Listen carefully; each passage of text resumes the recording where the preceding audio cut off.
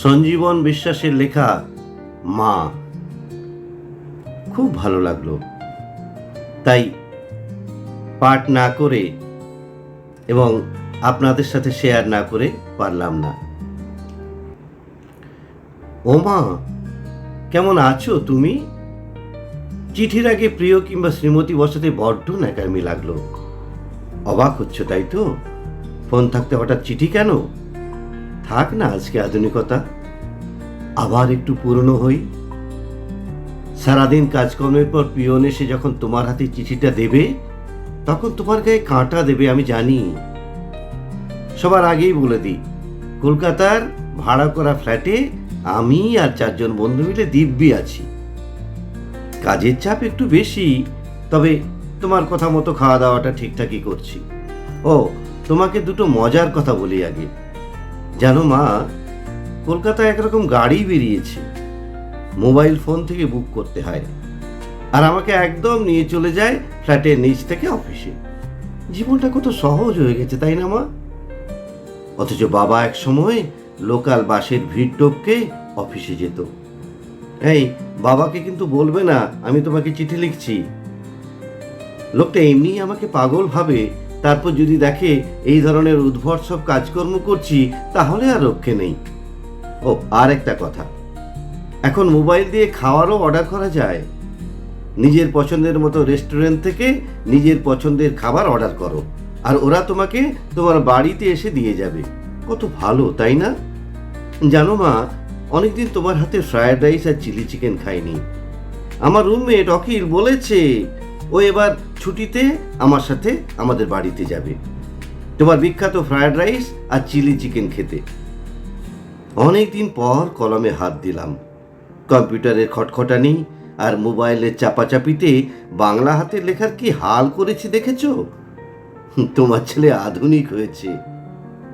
আজকে যখন আমি লিখছি আর যখন তুমি পড়ছো, অনেকগুলো না বলা কথা তোমাকে বলতে ইচ্ছে করছে।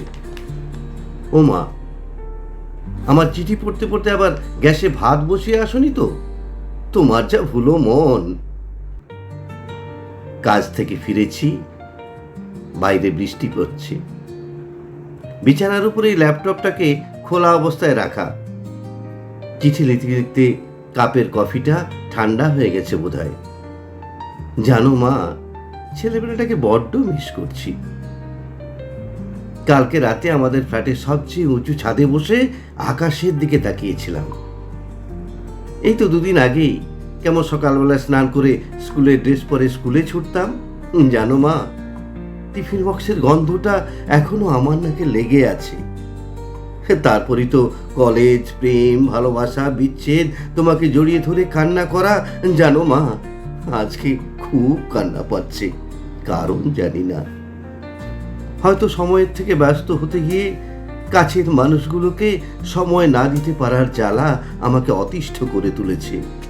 আমার অনেক বন্ধু, অনেক বান্ধবী, তবে যখন আমার 104 ডিগ্রি জ্বর, তখন তোমার মতো করে কেউ আর কপালে জল ন্যাকড়া দেয় না। রাতে যখন না খেয়ে ঘুমিয়ে পড়ি, তখন তোমার মতো করে আর ডেকে আমাকে খাওয়ায় না কেউ।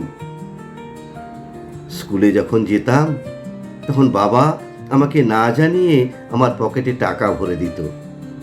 আজ অফিসে যাই, মাসের শেষে মোটা টাকা মাইনেও পাই, কিন্তু বাবা দেওয়া সেই 10 টাকার মজাটা কোথায় হারিয়ে গেছে। আমি আর লিখতে পারছি না। এক ঝাঁক কঠিন বাস্তব আমাকে ঘিরে রেখেছে।